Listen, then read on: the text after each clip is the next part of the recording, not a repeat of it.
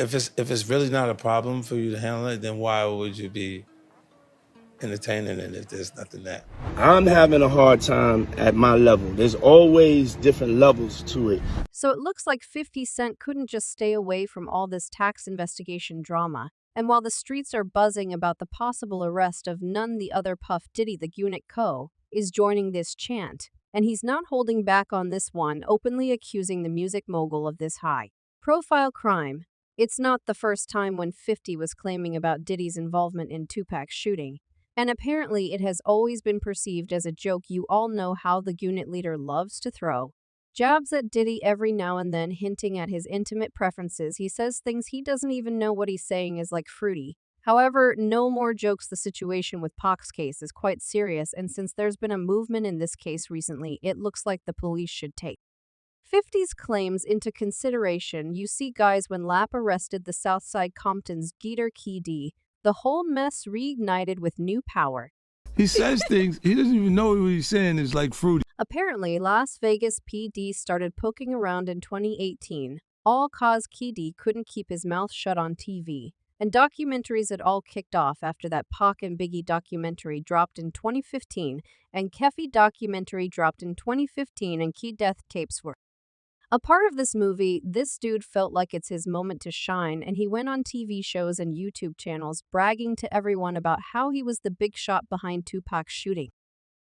We are here today to announce the arrest of 60-year-old Dwayne Keith Davis, aka Keefe D. Well, Keefe was enjoying his moment of glory right until the moment he was arrested. However, let's not forget that all these years since 2018, Keefe D was pointing fingers at Puff Daddy, the bad boy record exec. He's saying Puff bankrolled the whole hit, even though Keefe D never saw a dime.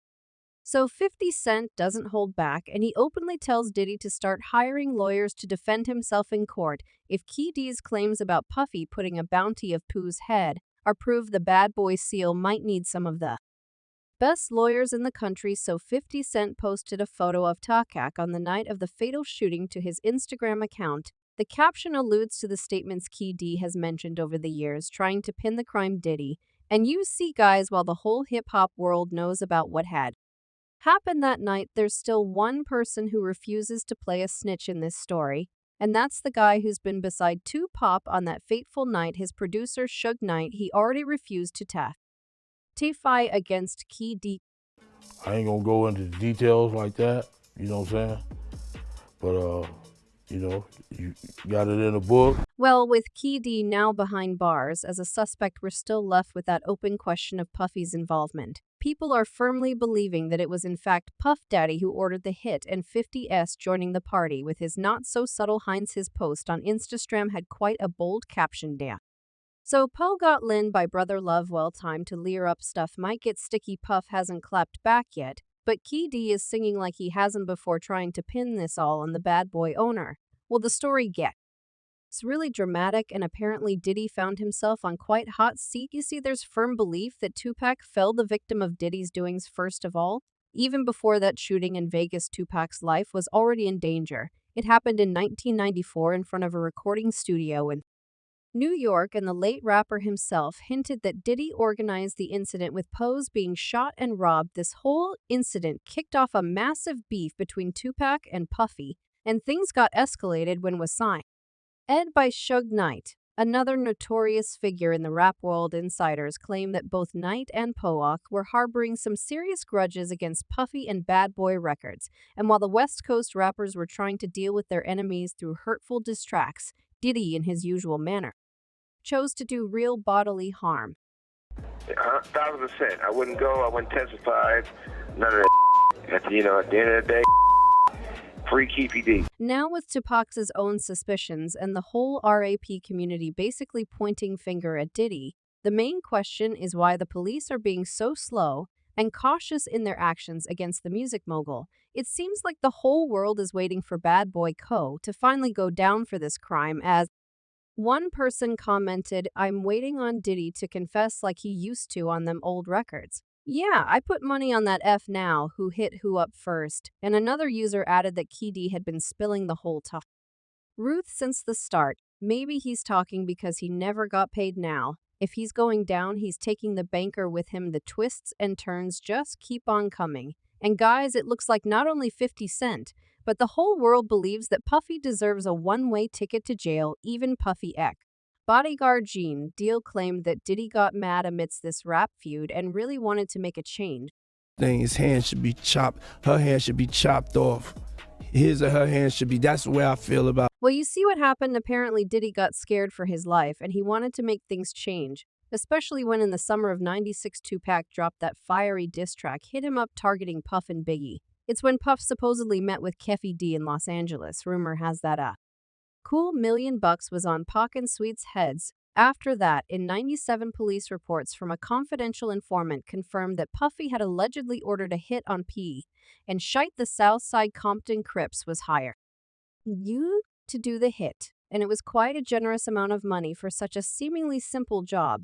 No wonder gangsters agreed and began waiting for the right moment to fulfill Puffy's wish, what they was going to do to Pac, or he's going to get dealt with or whatever like that. But I know Puff had a whip that was going on, and the moment came very soon. You see, like in a very cool Hollywood blockbuster, things escalated quickly and unexpectedly, with Pac being the first to confront and attack Orlando Anderson.